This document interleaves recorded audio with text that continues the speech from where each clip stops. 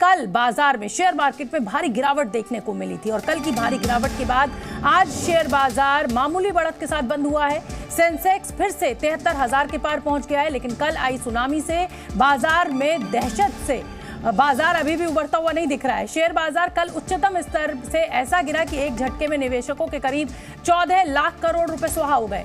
Small और mid cap share की कीमतों में ऐसी सुनामी आई, जो मुनाफा लोगों ने साल भर में कमाया था वो इस गिरावट में सुहा हो गया। इस गिरावट को लेकर सेबी चेयरमैन पर भी सवाल उठ रहे हैं। दरअसल सेबी चीफ ने एसएमई सेगमेंट में कुछ ऐसा कहा था जो एसएमई शेयर में हेरफेर की ओर इशारा करता था। सेबी के संकेतों ने डर को बढ़ा दिया और 95% कंपनियों के शेयर में भारी बिकवाली हुई।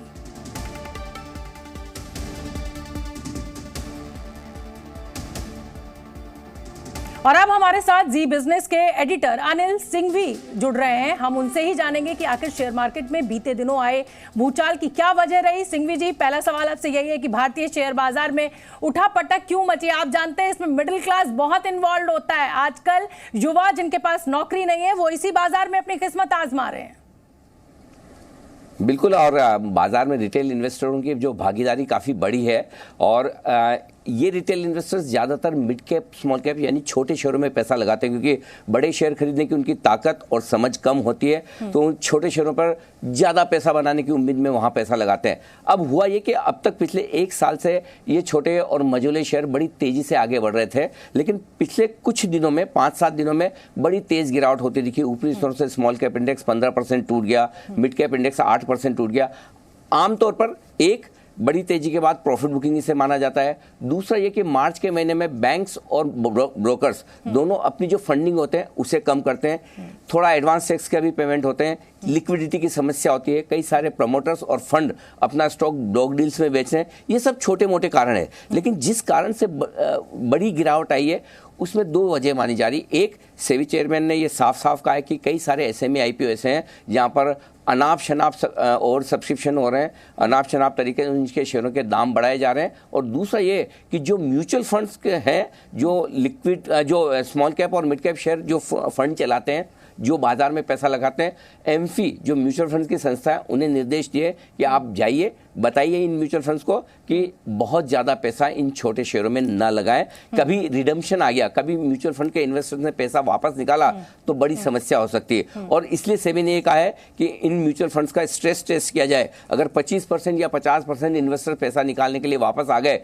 तो आप ये पैसा कितने दिनों में वापस दे सकते हैं। बस इसी बयान के चलते कल बाजार में मिड कैप स्मॉल कैप शेयरों में बड़ी तेज गिरावट होती दिखी है। तो लोगों को डर ये था कि ये म्यूचुअल फंड स्ट्रेस टेस्ट में किस तरह का प्रदर्शन करेंगे, पास हो पाएंगे, यानी इसकी रिपोर्ट 15 तारीख यानी कल आने वाली है। लेकिन उससे पहले जो बड़ा डर लगा, एक एसएमई शेयरों में और दूसरा मिड कैप स्मॉल कैप शेयरों में बबल यानी कि जरूरत से ज्यादा तेजी हो जाना, इसको लेकर सेबी की तरफ से चेतावनी आई, जिससे बाजार का मूड खराब अनुभव रखते हैं और बाजार पर अच्छी पकड़ भी आपकी रहती है और जो आपके प्रेडिक्शंस होते हैं वो मैं जानती हूँ अच्छी तरह कि बिल्कुल सही साबित होते हैं। ये जिस बयान का आपने जिक्र किया, क्या ये गैर जिम्मेदाराना बयान माना जाना चाहिए और क्या आप मानते हैं कि इसी की वजह से ये इतना बड़ा नुकसान हुआ है?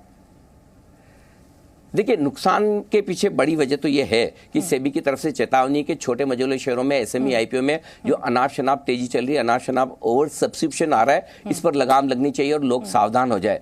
रिटेल इन्वेस्टर्स आमतौर पर समझ कम रखते हैं, तो सेबी ने सोचा कि इस वक्त रिटेल इन्वेस्टर्स ज्यादा छोटे शेयरों में पैसा लगाना चाहते हैं, उन्हें समझाना और बताना जरूरी है और उनके समझाने बताने की प्रोसेस में ही ये करेक्शन हुआ है। नो डाउट आप इसको दोनों तरीके से देख सकते हैं। एक तरफ यस, उनके बयान के बाद तेज गिरावट कल होती हुई दिखी है। दूसरी तरफ ये कि अगर सेबी आकर इन्वेस्टर्स के इंटरेस्ट में ये बताना चाहती है कि भाइयों सावधान हो जाओ, आप जरूरत से ज्यादा तेजी न करें, और साथ ही म्यूचुअल फंड्स को वार्न करना चाहती है कि आप अनाप शनाप तरीके से छोटे शेयरों में पैसा न लगाएं, थोड़े लार्ज के बड़े शेयर भी रखें, और इसी वजह से शायद कल ये आपको बड़ी तेज गिरावट होती दिखी है।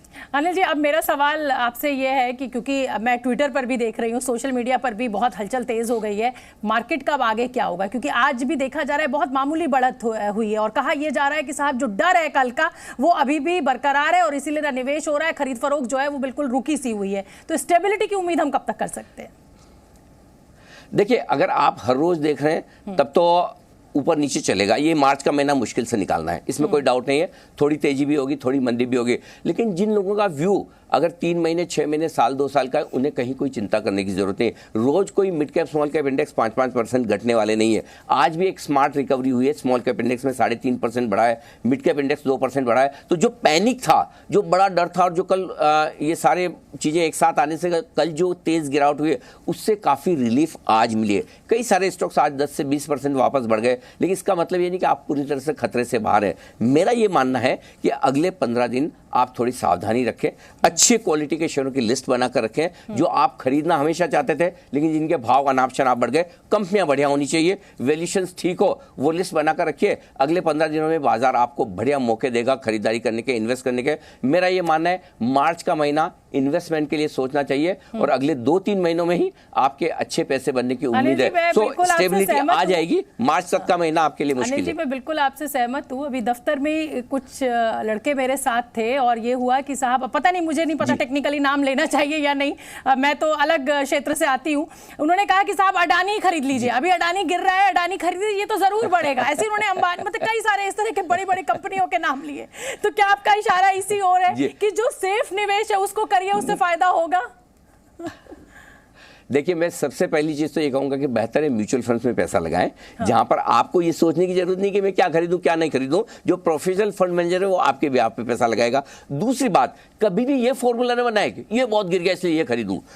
क्या अच्छा है और क्या सस्ता है, अगर ये 2 कंडीशन जो पूरी करते हैं, फॉर एग्जांपल डिफेंस शेयर अच्छे करेक्शन के बाद बढ़िया हो सकते हैं। रेलवे शेयर, जहां आपको प्रमोटर्स ज्यादातर सरकारी कंपनियां हैं, कोई दिक्कत वाली बात नहीं। कुछ सरकारी कंपनियां, सरकारी बैंक जो अच्छे गिर चुके हैं, तो आपको सिर्फ कोई शेयर इसलिए नहीं खरीद लेना बहुत गिर गया। क्वालिटी अच्छी होनी चाहिए, क्वालिटी अच्छी है, प्रमोटर अच्छे हैं, बिजनेस अच्छे है, और ऐसे बहुत सारे शेयर आजकल आपको शोभना जी जितने चाहिए मिल जाएंगे इस मार्केट में, इतनी गिरावट हुई है। तो देखिए, बहुत ही बढ़िया टिप्स अनिल सिंघवी जी ने हमें दिए, और बहुत व्यस्त रहते हैं, हमारे बिजनेस चैनल के एडिटर हैं। बड़ी मुश्किल से हमने उनका समय आज मांगा अपने जी न्यूज के दर्शकों के लिए। बहुत बहुत धन्यवाद अनिल जी, आपने हमसे बात की, और अब मुझे लगता है कि जो निवेशक है उनको आज एक बड़ी मदद मिली होगी और एक हौसला भी मिला होगा कि साहब कोई घबराने की बात नहीं है, सब रिकवर कर जाएगा मार्केट।